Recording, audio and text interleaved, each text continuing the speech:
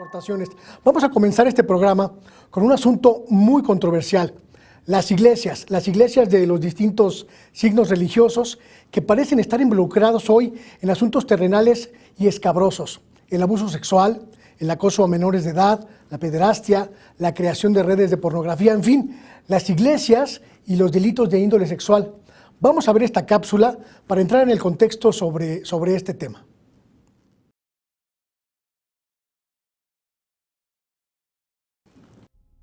Sacerdotes mexicanos investigados por abuso sexual. La Conferencia del Episcopado Mexicano dio a conocer que al menos 426 sacerdotes mexicanos son investigados por abuso sexual contra menores y otro tipo de faltas en los últimos 10 años. Durante una conferencia de prensa, el pasado 14 de enero, el episcopado señaló que 271 sacerdotes son investigados por abuso sexual, mientras que hay 155 casos por otras faltas, entre ellas pornografía infantil. De ahí que Rogelio Cabrera López, presidente del Episcopado Mexicano, y Alfonso Miranda Guardiola, secretario general de la institución, detallaron que 173 curas están en proceso y 253 han completado sus procesos. Asimismo, la Conferencia del Episcopado exhortó a las autoridades para que el delito de abuso sexual no prescriba, a fin de que los culpables puedan ser castigados sin importar cuándo se cometió el agravio. Es así que el también arzobispo Rogelio Cabrera afirmó: "Es injusto porque el mal perdura a lo largo de la vida de aquel que ha sido víctima". Sin embargo, entre los obispos existen opiniones divididas, ya que mientras algunos se pronunciaron para que no prescriba el delito, otros opinan que la prescripción del delito solo se amplíe. Por otra parte, la institución religiosa enfatizó que su principal prioridad consistirá en atender a las víctimas y acompañarlas a recuperarse, así como reparar el daño. Además, reconoció la labor del Centro de Investigación y Formación Interdisciplinar para la Protección del Menor, la cual previene el abuso sexual hacia menores de edad. Pero, ¿cuáles han sido las medidas del papado ante las diversas acusaciones de abuso sexual a menores? En mayo de 2019 se puso a prueba la ley Vos Estis Lux Mundi, una carta apostólica promulgada por el Papa Francisco, en la que se obliga a obispos y miembros del clero a reportar cualquier acusación de abuso como creación o posesión de pornografía infantil, abuso sexual o física a menores de edad, al igual que el encubrimiento de estos delitos, en tanto que los mismos deberán someterse tanto a investigaciones civiles y penales como canónicas. Así, dicha ley, que estará a prueba por 3 años, consiste en cómo llevar el proceso de investigación, pero no modifica las sanciones o juicios que realiza la Iglesia y tampoco establece que la acusación se le reporte a las autoridades civiles. ¿La justicia será posible frente a la pederastia en la Iglesia mexicana?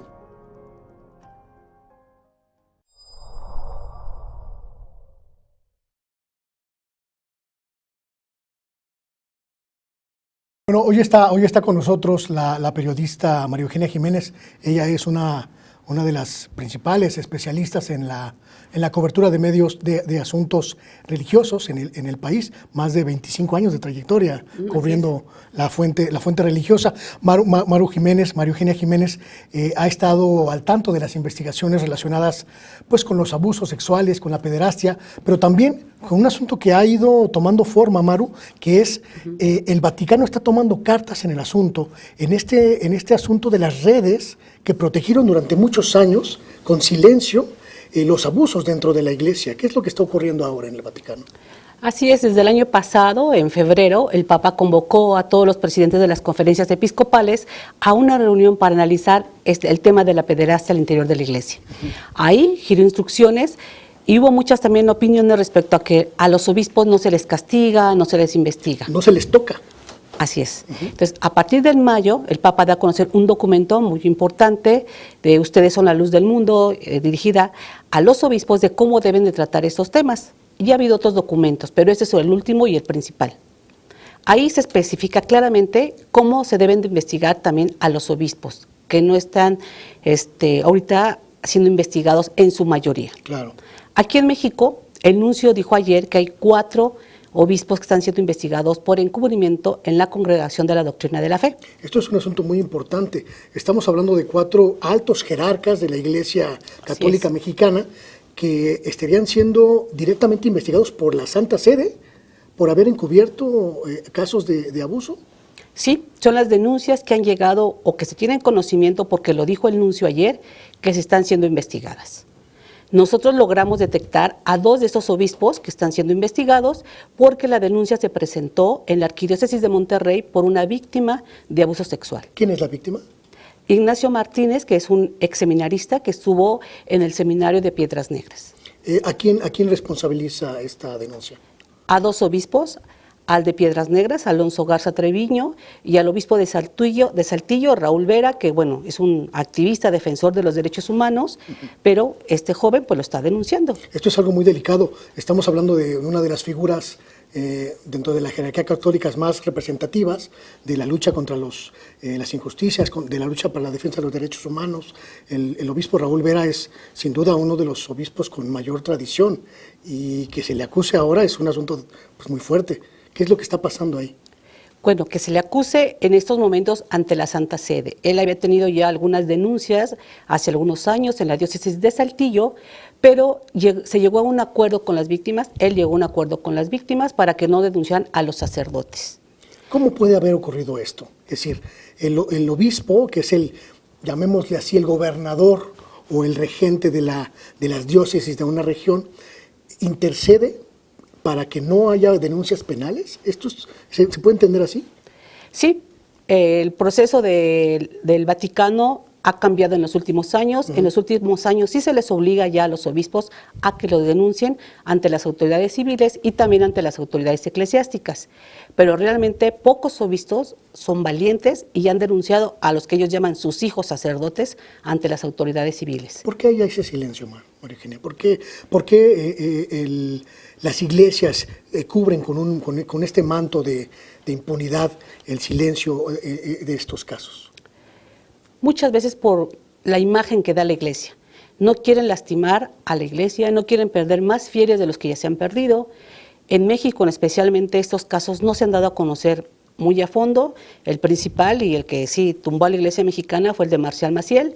A raíz de ahí ha habido muy pocos casos donde se acuse a jerarcas católicos. Ha habido algunos sacerdotes, algunos están en la cárcel, otros han librado la cárcel, otros se han escapado. Pero en México realmente no ha sido un problema tan fuerte como fue Estados Unidos, Irlanda, Chile recientemente. Entonces a México se le está protegiendo de que esa imagen no se dé. ¿Por qué ocurre esto? ¿Por la dimensión en términos demográficos que alcanza la Iglesia Católica? ¿O por el poderío en términos sociales y económicos que representa la Iglesia Católica para la Santa Sede? ¿O por qué? Sí, México es un país muy importante, el segundo país en católicos en el mundo. El segundo. Después de Brasil. Después de Brasil. Entonces, a la Santa Sede le interesa mucho. Incluso el nuncio apostólico dijo ayer también que viene una misión apostólica a platicar con los obispos, a entrevistarse con víctimas este mes para ver cómo está la situación de todos los abusos sexuales en México. El nuncio dijo que al Vaticano le interesa México porque quiere ser que sea un ejemplo a nivel internacional de cómo se está tratando estos asuntos. María Eugenia, ¿has buscado al obispo Vera? ¿Has buscado al obispo de Piedras Negras para preguntarle sobre esta situación? Sí, con el obispo Raúl Vera tuve una conversación telefónica muy breve.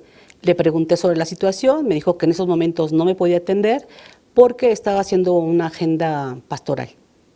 Me remitió a su gente de comunicación social, a ellos los busqué, me dijeron que sobre el tema no iban a hablar, descalificaron los dichos de Ignacio Martínez y dijeron que él confunde pederastas y homosexualismo, porque él también está denunciando ante el Vaticano de que hay una red de sacerdotes homosexuales, que son también pederastas, que están agrediendo a los jóvenes o que los agredieron en años recientes. ¿Cómo descubriste este caso de Ignacio Martínez? ¿Cómo llegó a tus manos este asunto? Ignacio ha sido un joven que ha estado denunciando desde hace varios años, ha tenido una lucha constante, incluso también recurrió a la Nunciatura Apostólica en donde lo engañaron, porque realmente durante más de un año estuvieron recibiendo información que él les daba y al final, en junio del año pasado, le dijeron que no era con ellos el canal directo, que tendría que ser con la Arquidiócesis de Monterrey, cuando ellos podrían haber sido también el canal directo, claro, haber enviado únicamente la queja, no más. Claro. Nacho también está ahorita bajo la protección del mecanismo de protección de defensores de derechos humanos y periodistas de Gobernación, porque ha sido víctima de algunos ataques. Entonces, se le está brindando protección por parte del gobierno federal y él actualmente ya no radica en Coahuila, está viviendo en la Ciudad de México. Qué bueno que tocas este asunto porque hace algo que te quiero preguntar. ¿Qué responsabilidad tiene o qué alcance tiene la jurisdicción federal, la jurisdicción, digamos, no eclesiástica en este tipo de asuntos? ¿Cuál es el papel que tiene que jugar la Secretaría de Gobernación, las diferentes instancias del gobierno en estos casos? Ellos tendrían primero que reformar la ley para poder investigar lo que se está pidiendo ahorita, que no prescribe el delito de pederastía o de abuso sexual. Ahora no puede. Ahorita este delito nada más en algunos códigos que han sido reformados estatales, mientras no pueden hacer prácticamente pues nada.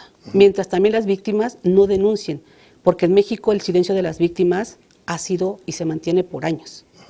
¿Qué va a pasar con el obispo Vera? ¿Qué va a pasar con esta denuncia en términos tanto religiosos como administrativos dentro del asunto de la Iglesia?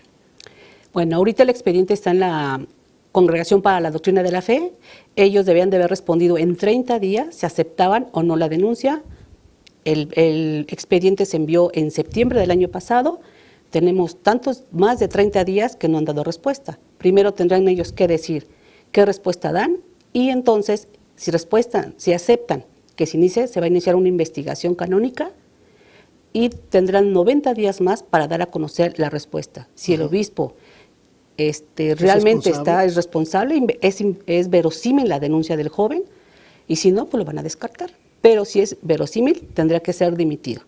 Pero recordemos también que Raúl Vera, en los próximos meses, cumple 75 años, tendría que presentar su renuncia al Vaticano y ya se vuelve obispo emérito. Y eso quiere decir que ya no habría ninguna forma de sancionarlo en términos eclesiásticos.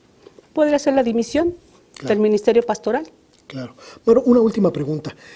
Este tipo de casos, ¿qué tanto están impactando al interior de la Iglesia? Es decir, más allá de lo que logramos observar en las conferencias de prensa del episcopado y en las reuniones de las diferentes cúpulas religiosas, adentro de la Iglesia, ¿qué se dice de estos casos?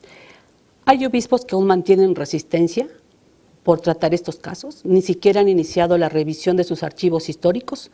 Hay muy pocos que lo han hecho, entre ellos es el arzobispo de Monterrey, Rogelio Cabrera, que es algo que también el Papa les pidió y no creo que muchos lo quieran hacer, porque es abrir los archivos del pasado para encontrar a responsables. Es destapar las cloacas de las iglesias. Claro. Actualmente hay 21 diócesis que ya establecieron un equipo de protección de menores, que es en lo que se está trabajando, para establecer protocolos de actuación y también que estos se adecúen a las leyes estatales, para ver si ya prescribió el delito, si no prescribió, cómo pueden acusar a los sacerdotes y trabajar de la mano con las autoridades civiles. Ok, Maru, creo que este asunto pues apenas empieza, ¿no? Hay una cuestión muy delicada aquí, el involucramiento de una figura fundamental para el clero mexicano, como es el obispo Vera, y supongo que este asunto va para mucho más, ¿no? Sí, digamos que en México las víctimas apenas están alzando la voz a denunciar esto. Esperemos la misión que viene del 20 al 27 a México, que viene del Vaticano, a ver cuántas víctimas aceptan reunirse con ellos y realmente pues dar su denuncia. No, pues aquí hay un asunto que apenas empieza, ¿no? Así es. Muchísimas gracias, María Eugenia Jiménez, por estar con nosotros. Vamos a una breve pausa, pero no se vaya, por favor. Quiero poner en su radar una exclusiva, una serie de documentos que explicarían malos manejos administrativos en el área de comunicación social en la Cámara de Diputados. Hay compras de bienes para actualizar el circuito cerrado de televisión a un evidente sobreprecio, un asunto que ya se investiga en los órganos internos de San Lázaro. Vamos a continuar en unos momentos. Regresamos.